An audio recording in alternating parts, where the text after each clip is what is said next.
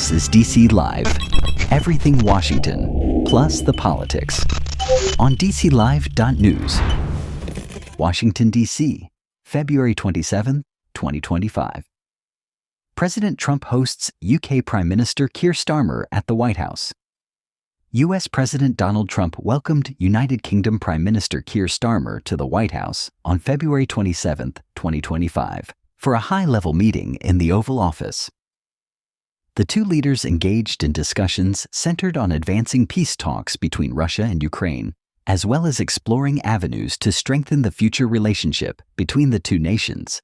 The meeting underscored the enduring alliance between the United States and the United Kingdom, with both leaders reaffirming their commitment to fostering global stability and diplomatic resolutions to ongoing conflicts. Ukraine, we'll be discussing trade and lots of other items, and I think we can say that we're going to be getting along on every one of them. We've had a tremendous relationship, and frankly, the Prime Minister and I have met twice before, and we get along very famously, as you would say.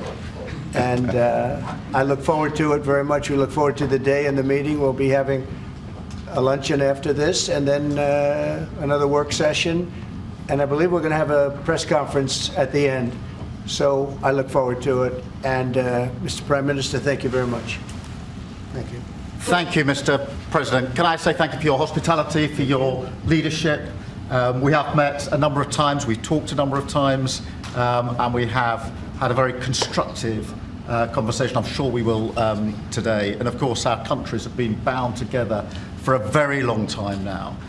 The closest alliance, I think, of any two countries when it comes to prosperity and security. And I know that together we will strengthen that even further. And on issues like Ukraine, thank you for changing the conversation to bring about the possibility that now we can have a peace deal. And we want to work with you to make sure that peace deal is enduring, that it lasts, that it's a deal that goes down as a historic deal, that nobody breaches, and we'll work with you to make sure that that absolutely happens.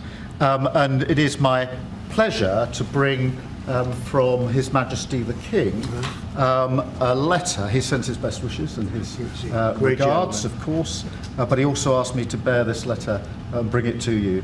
So can I present the letter from the King to you? Thank you very much.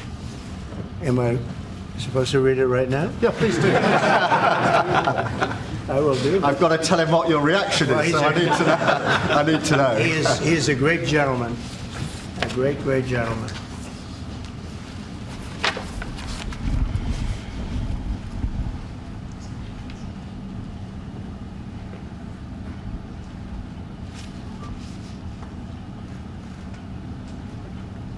Oh, that's well. Well, that is really nice. I must make sure his signature's on that. Otherwise, it's not quite as meaningful. It is, and that's quite a signature, isn't it? Beautiful. He's a beautiful man, a wonderful man, and we appreciate it. I've known him, gotten to know him very well, actually. Yeah. First term and now second term. Perhaps you'd like to say what that very important paragraph. Yes, so this is a letter from His Majesty the King. It's an invitation for a second state visit. This is really special. This has never happened before. This is unprecedented. And I think that just symbolises the strength of the relationship between us. So this is a very special letter. I think the last state visit was a tremendous success. It was. His Majesty the King wants to make this even better than that. So this is truly historic, an unprecedented second state visit, and he wants to talk that through with you. And that says at Windsor. That's really something. Yes. What I haven't got yet is your answer. I do need to. The answer is yes. On behalf of our wonderful First Lady, Melania, and myself, the answer is yes, and we look forward to being there and honoring the King and honoring really your country. Your country is a fantastic country, and it'll be our honor to be there. Thank you very much. Well, thank you very much, Mr. President. I shall happily take that back to His Majesty. It's beautiful. Thank you. Thank you. Thank you. I'm going to keep that one. You're going to keep that one. President Trump, Andrew and Tristan Tate landed in Florida today on a private jet after being released from custody in Romania. They are accused rapists, human traffickers, not thought of as good people in many circles. Did your administration pressure the Romanian government to release them, and if so, why? I know nothing about that. I don't know. You're saying he's on a plane right now? He's back. They already did. Yeah, I just know nothing about it. We'll check it out. We'll let you know. I do. Look, obviously this involves, there's an English element here, so obviously it's important that justice is done, and human trafficking is obviously, to my mind, a security risk, and so we'll catch up with the story in due course. You're aware? Are you aware? Mr. President, on veterans. I didn't know anything about it. Yeah. Mr. President, on veterans make up 30% of the federal workforce. Are you tracking how many veterans have been fired so far? Yes, we are. Do you want DOJ to We are, and we take good care of our veterans, so we're watching that very carefully, and we hope it's going to be as small a number as possible.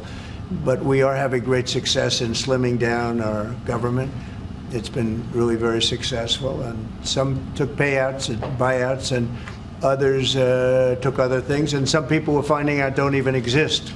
We're finding that we have a lot of people that don't exist, that people thought that did. We will be making a statement on that, but we're taking care of our veterans. We love our veterans. We're going to take good care of them. Okay, please. Mr. President, could you be persuaded, as part of a peace settlement in Ukraine, to provide air cover, a backstop security position to the contributions that Europe might make as well?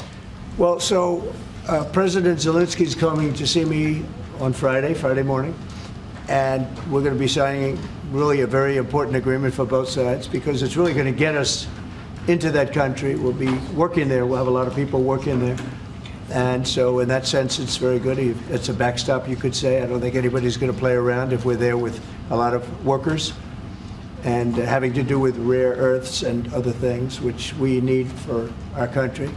And we appreciate it very much. And I look forward to seeing him. We'll be talking about it, and we'll also be talking about that today with the Prime Minister.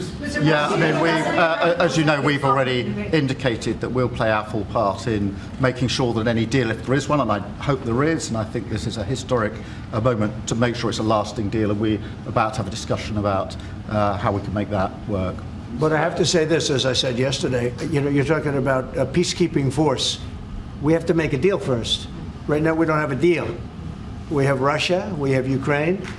I think we're very well advanced. I think Russia has been acting very well. We have Representatives Steve Witkoff and Scott and Marco and JD. We're all involved, every one of us, and a lot more. But I think we're very well advanced on a deal, but we have not made a deal yet. So I don't like to talk about peacekeeping until we have a deal. I like to get things done. I don't want to give it the bad luck sign. We don't want to do that. But we've had very good talks with Russia, and we've had very good talks, as you know, with Ukraine. Yes, sir. Mr. President, does the Prime Minister have to choose a closer relationship with the EU as he is seeking and a good trade relationship with you? Which one should he go for? Well, I think we have just a great relationship. We actually had a good relationship before. We've met a couple of times, and I'm very impressed with him. I'm very impressed with his wife, I must say. She's a beautiful, great woman. And I said, I said you're very lucky. He's very lucky. And no, we've had a very good relationship. He's worried about Britain potentially undoing some of the benefits of Brexit by seeking a closer tie with the EU, who you said was set up to screw. No, I don't worry about that. I thought, you know, frankly, what they did was the right thing at the time, and I think that'll probably prove out over the centuries. You know, you have a long time to go, but I think I predicted that was going to happen, and it did happen. And it'll work itself out. I think it's already worked itself out. Mr. President, can I ask on Chagos, Mr. President? Keir Starmer has signed a deal to give away the Chagos Islands to Mauritius. Will you approve that deal? Well, we're going to have some discussions about that very soon, and I have a feeling it's going to work out very well. They're talking about a very long-term, powerful lease, a very strong lease, about 140 years, actually. That's a long time. And I think we'll be inclined to go along with your country. Yeah, I think it's a little bit early. We have to be given the details, but it doesn't sound bad. Yeah, please. Mr. President, you obviously can do business with our Prime Minister, Keir Starmer. You said yesterday that the EU was constructed to screw the US when it comes to trade. What can our Prime Minister say to you to persuade you not to impose tariffs on the United Kingdom? Yeah, did I use the word that you said, that bad word? I think so. Well, I think that the EU, I've had problems with the EU because, and we're not talking about, we happen to have a great relationship with you, but we did have, and we do have problems with the EU because they've tariffed us. They do it in the form of a VAT tax, which is about 20%, and many other taxes. They sue our companies. They sued Apple, got 16 or 17 billion dollars, which was, I think, totally a ridiculous decision. And they're suing Google for a lot of money. They're suing a lot of other companies, and we don't like the way they're treating our people now. We don't like the way they're treating our companies. They sell us cars. We don't sell them cars. They don't take our cars. They don't take much of our agriculture. And we have a deficit with them of about $350 billion. So I wouldn't say it's been such a great relationship personally, but other people did because it's politically correct to say that it's been good, but it hasn't been good. And we're going to change that. And we are going to have reciprocal tariffs. We're not going to have tariffs. We're going to have reciprocal. Whatever they charge us, we're going to charge them, which for many years, foolishly, I would have done that, but then all of a sudden we had COVID and we had other things to think about. So it took me a little while to get that on, but we had, in my first 4 years, we had the greatest economy in the history of, I think, the world, but certainly in the history of our country. I think we're going to have that again. But the EU was very, very tough on us from the standpoint of trade. Then you could take it a step further and go into NATO. And that was a very tough situation for us. I mean, that's been a very tough situation because we were paying a disproportionate share, and it wasn't good. So, as you know, they paid hundreds of billions of dollars after I got involved, and they evened it out a little bit, but not very much. And then if you look at the war, we're in for $300 billion plus, and they're in for $100 billion. They get their money back, and now we'll get our money back also. But under Biden, you wouldn't have done that. Biden did a terrible job, I have to say. I hate to say that about somebody that sat here just before me, but he did a terrible, terrible job. That war should have never happened, the war between Russia and Ukraine. Frankly, October 7th should have never happened. Israel, that should have never happened. What happened there should have never. Inflation should have never happened. Afghanistan should have never happened. The way they got out, not getting out, but the way they got out. So, but I can say that as far as we're here for a different reason, we're talking about a very different place. And this is some place that I have investments there. I own Turnberry, I own Aberdeen, and I own a great place called Doonbeg in Ireland. So, you know, I have a great warm spot for your country. And our trade, obviously, is fair and balanced, and in fact, you've got a bit of a surplus, so we're in a different position there. And obviously, we contributed hugely in relation to Ukraine, and taken together with Europe, there's about 50% It'll work, of what's gone in. It'll work. It's going to work. On a personal level, Mr. President. Thank you. So does that mean there won't be any sanctions on the UK then? Well, I have to take a look. I mean, we're going to have a good discussion today, and we have some very talented people on the other side, and we have some people that probably aren't as talented as them, but they're pretty good. Marco, what do you think? Our people are pretty good. And no, we're going to have a good discussion, and we'll be talking about that. Mr. President, I just wanted to ask, Mr. Starmer, Prime Minister, has said that he believes that Vladimir Putin would be at risk of invading Ukraine again without a sufficient backstop. Do you think that Vladimir Putin would be likely to invade again in the event of a peace deal? I don't think so. I think when we have a deal, it's going to be the deal. I don't think if I didn't win the election, I don't think we'd be even talking to Putin right now or anybody else. I think it would just, you know, I don't know if you're looking at the stats, but thousands of people are being killed a week, soldiers mostly, because the towns have been destroyed. But thousands of soldiers. This was a very bad week, by the way. I get the stats. Several numbers. And you're talking about a human life. Number one, I want to see that, and it doesn't involve American soldiers, but it's Russian and Ukrainian soldiers, and I think I'm speaking for both. Yeah. Number one, we want to see that stop, and number two, I want to stop paying the kind of money that we're talking about. You know, we're helping, and we're helping NATO, but we're helping a lot, more than anybody else by far, and I want that to stop also. Mr. President, the European... Jeff, go ahead. Thank you, sir. You talked about trade tariffs this morning on your social media site. Just a question about China. 10% tariffs has already been implemented on China. Are you planning to do an additional 10 above the 10? This will be an additional 10 above. And is there, from the talks with Canada and Mexico so far, are you not seeing the progress that you wanted in order to I don't see it at all. No, not on drugs. We've done a great job. If you look at Tom Homan, he's been incredible, and Christie, they've done a great job in terms of the border.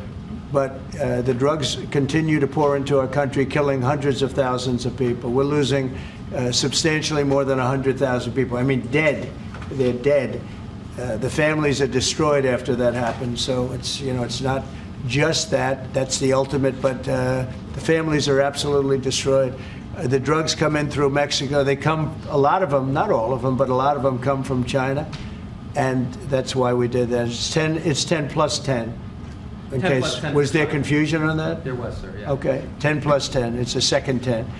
And I think I think you're going to see, eventually you're going to see drugs stopping, because the country should not be allowing those drugs to come into the United States of America, and we're not going to allow it to happen. So that goes on the 4th of March. And then on the 2nd of April, we have reciprocal tariffs. That's reciprocal, where we charge countries what they're charging us, and nobody should have a problem with that. We have reciprocal, it's reciprocity. It's something that I think everybody I've spoken to said that's fair, and it is. If somebody charges us 25%, we charge them 25. If somebody charges us 10 or 15 or 30 or 70, we charge them an exact like amount. And it's pretty simple, but it's reciprocal tariffs, because the United States has been taken advantage of by many, many different countries, including our friends, friend and foe. And in many cases, our friends took bigger advantage of. When you talk about the EU, we're talking about the EU. The EU has been really very bad to us in terms of trade. And I'm a different kind of a president. I can't let that happen. Thank you. You said just now. Yeah, please, ma'am, go ahead. Mr. President, what would you be willing to do if Vladimir Putin did not stick to the terms of any deal on Ukraine? If he not what? He did not stick to the terms of any deal on Ukraine, because he has a history of not sticking to his word when it comes to international agreements. I think he'll keep his word. I think I've spoken to him. I've known him for a long time now. You know, I've known him. We had to go through the Russian hoax together. That was not a good thing. It's not fair. That was a rigged deal, and had nothing to do with Russia. It was a rigged deal with inside the country, and they had to put up with that too. They put up with a lot. It wasn't just us. They had to put up with it, with a phony story that was made up. I've known him for a long time now, and I think he will. I don't believe he's going to violate his word. I don't think he'll be back. When we make a deal, I think the deal's going to hold. Now, they're going to have security. You're going to have security. Yep. You're going to have soldiers. I know France wants to be there. The president has said he wants to have soldiers there. I don't think we're going to even be necessary, but I don't think there'll be any problem with keeping the deal with the security. We're going to discuss that. You want to say something? No, I was just going to say, I mean, the deal, if we get it, is going to be hugely important. I don't think it would have happened if the space hadn't been created for it by yourself.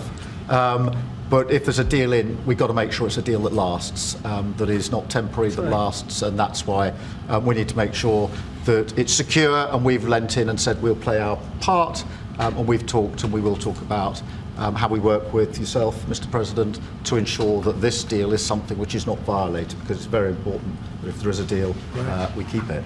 And that will be, and I think I can say that will be the easy part. That's the part we look forward to, because putting security there, that's the part we all look forward to. That's easy. The difficult part is getting the deal made. So, but I think we've come a long way. Did you have something? Yeah, on a personal level. He's got such a nice face. Oh. He's smiling. But watch, he'll ask a total killer question. Those are the I've known him a long time. They're the ones that get you. No, he looks like a nice guy. On a personal level, Mr. President, what do you get on most? What's your common ground with Sir Keir Starmer? Because you're both from different political backgrounds. It's true. I think I can say this because we've known each other now really for a little while. This is not our first meeting, as you know.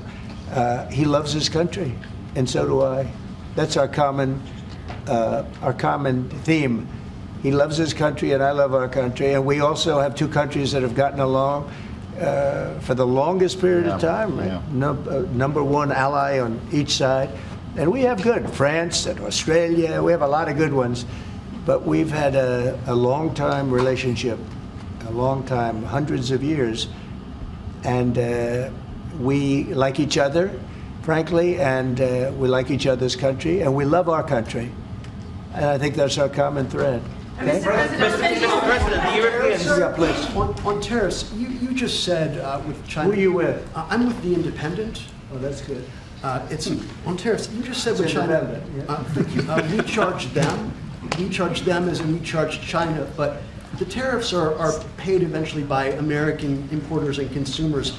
No, they're not. No, I think they're paid for by the country. But, you know, look, we can get into that. I put a lot of tariffs on in my first term, and we made tremendous amounts of progress because of those tariffs. China paid us hundreds of billions of dollars, billions.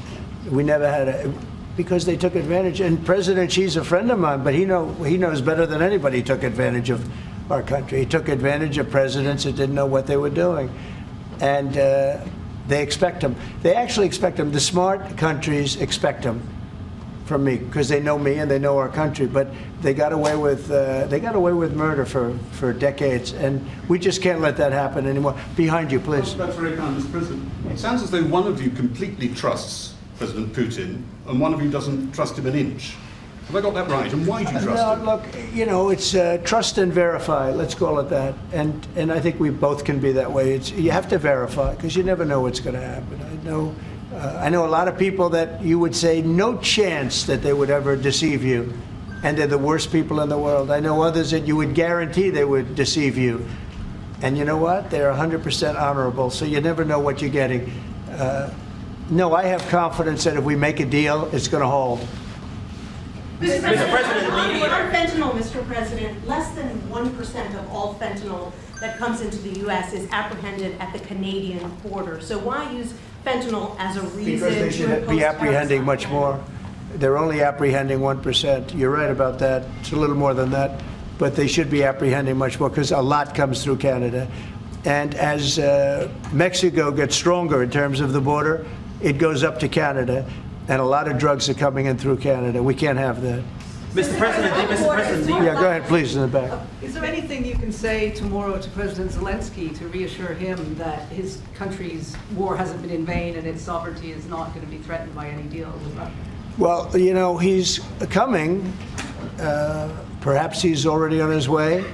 And we're going to be signing the deal together, probably in front of the media. And we're going to be having a good conversation. No, we want to work with him. President Zelensky, she said before, we want to work with him, and we will work with him. I think the president and I actually have had a very good relationship. It maybe got a little bit testy because we wanted to have a little bit of what the European nations had. You know, they get their money back by giving money. We don't get the money back. Biden made a deal. He put in $350 billion. And I thought it was a very unfair situation. We're not getting all of ours. I mean, quite a bit of ours was gifted. It was given. There were some loans, but mainly it was gifted, actually. Mr. President, the Europeans want Ukraine to be part of NATO as part of this deal. Are you willing to budge on that at all, or is it a firm? Well, I could be very nice and say, oh, well, we'll work to it. Look, it's not going to happen. It's just not going to happen. That's what started this whole thing. Biden said that, and all of a sudden the guns started. That was one of the primary reasons this started. And this was long before President Putin. They never said it was an impossibility. So we can say, oh, gee, well, we'll try. But that's something that's just not going to happen. And then the other question I ask is about the land. Will you get your land back? Well, they've fought long and hard on the land, and you and I will be discussing that. And we're going to certainly try and get as much as we can back. But on the NATO, it's just not, that's not going to happen. Yeah, please. Mr. President, you talked about having common ground with Keir Starmer, but there are things you disagree on as well. You described Zelensky as a dictator. He describes President Putin as a dictator. Do you see that as a problem? The relationship between President Zelensky and President Putin is not a good one. You've noticed, right? It's not a good one. It's not a good relationship. And we're going to have to try and work something out. Sometimes that happens. I get along with both. I have a very good relationship with President Putin. I think I have a very good relationship with President Zelensky. And now we're doing the deal, and we're going to be in there. We're going to be actually in there, and digging our hearts out. And hopefully, we need the rare earth, and we have some here, but we don't have enough. Our economy is very strong, and we need a lot of things that, in some cases, we don't have here. So I think we're going to have a very good relationship, but the relationship between them is not the best. Mr. President, do you still think that Mr. Zelensky is a dictator? Did I say that? I can't believe I said that. Next question. Sir, will you be discussing AUKUS, sir? Yeah, please, go ahead. Yeah, sir. George Parker from the Financial Times. Can you see any situation where US forces could be deployed as a backstop in a peacekeeping operation in direct confrontation with Russian forces? Well, there is a backstop thing. First you're going to have European countries because they're right there. We're very far away. We have an ocean between us. But we want to make sure it works. So I don't know when you say backstop, you mean a backstop psychologically or militarily or what? But we are a backstop because we'll be over there. We'll be working in the country. We're going to be, that's a great thing economically for them because, when you talk about economic development, we're going to have a lot of people over there. So we'll be working in the country. So I just don't think you're going to have a problem. I think when we have an agreement, you can say whatever you want about security, who's going to do it, and that's going to be a very pleasant conversation. The hard conversation is, will we have an agreement? And I think the answer is yes. I think Russia will agree, and I think that I really believe Ukraine will agree also. So will you discuss AUKUS as well? Just to follow up on that, if British troops are in Ukraine keeping the peace and get attacked by Russia, will you come to their aid? If the British people are in Ukraine and they get attacked. If British soldiers in Ukraine. I've always found about the British, they don't need much help. They can take care of themselves very well. You know what? No, it sounds like it's evasive, but it's not evasive. The British have been incredible soldiers, incredible military, and they can take care of themselves. But if they need help, I'll always be with the British, okay? I'll always be with them. But they don't need help. You look at their career. You have done very well over the years, haven't you? We have. I'm very proud of our country. And we've also always been there backing each other up between our two countries. That is why this is the greatest alliance for prosperity and security I think the world has ever seen. Whenever necessary, we've absolutely backed each other up, and that's at the core. Could you take on Russia by yourselves? Well. All right, one or two more. Yes, ma'am. In his remarks at the Munich Security Conference, Vice President Vance condemned free speech violations in the UK, particularly. Could you respond? What is your message? I have an idea. We have the man right here. Come on. Let's go, JD. We're putting you on stage. Great. Look, I said what I said, which is that we do have, of course, a special relationship with our friends in the UK and also with some of our European allies. But we also know that there have been infringements on free speech that actually affect not just the British. Of course, what the British do in their own country is up to them, but also affect American technology companies and by extension American citizens. So that is something that we'll talk about today at lunch. We've had free speech for a very, very long time in the United Kingdom, and it will last for a very, very long time. Well, no, I mean, certainly we wouldn't want to reach across US citizens, and we don't, and that's absolutely right. But in relation to free speech in the UK, I'm very proud of our history there. Will you discuss AUKUS, though? Will you be discussing AUKUS with the Australians and the Brits? Will you be discussing AUKUS with the Prime Minister, sir? What does that mean? AUKUS, the Australia-US Defence Alliance. Yeah, well, we'll be discussing that. We've had another great relationship, and you have too, with Australia. Yeah. We've had a very good relationship with Australia, please. Mr. President, while we have the Vice President here, are you both disappointed that the AfD didn't come first in the German elections, given your previous support for them? No, whatever happens with Germany, look, the relationship has been very strong with Germany, but we'll have to see what happens. They have a lot of things going on right now. We'll have to see. No, I'm not disappointed about anything. If anything, you would say that the group that we would be most opposed to lost, but we got along with them also. We have a very good relationship with all groups in Germany. Blackwater CEO Eric Prince was on our channel News Nation. He was talking about his proposal to use private forces to assist in deportations. Have you read that proposal, and do you support it? No, I haven't seen it. I don't think it's necessary. Our people are doing a phenomenal job. I wouldn't be opposed to it necessarily, but I'd go to our military people, and I'd go to Tom Homan and Christie. I'd go to the various and ask, but I don't see it as being. We're doing unbelievably in getting people out, getting criminals out, people that should have never been here, that the Biden administration with their stupid open borders should have never allowed. They came in from prisons and jails and mental institutions, and gang members and drug dealers coming into our country like this. We're getting them out, and we're doing really well. I mean, the level of effectiveness has been incredible. Everybody's talking about it. How about one more? Mr. President, Wait, no, you've asked. Mr. President, one on the Middle East. Go ahead. You look so nice. Here we go. Here's the kill. Mr. President, are there areas specifically of Ukraine that you're talking about in giving back, specifically Crimea? Have you gotten to those details yet on such an agreement? Well, you mean the areas that were taken? Yes. There are a lot of areas that were taken. Yeah, we've talked about it. A lot of the sea line has been taken. And we'll be talking about that, and we're going to see if we can get it back, or get a lot of it back for Ukraine, if that's possible. We'll be seeing about that, okay? Thank you very much, everyone. This is DC Live on Game Over News at dclive.news.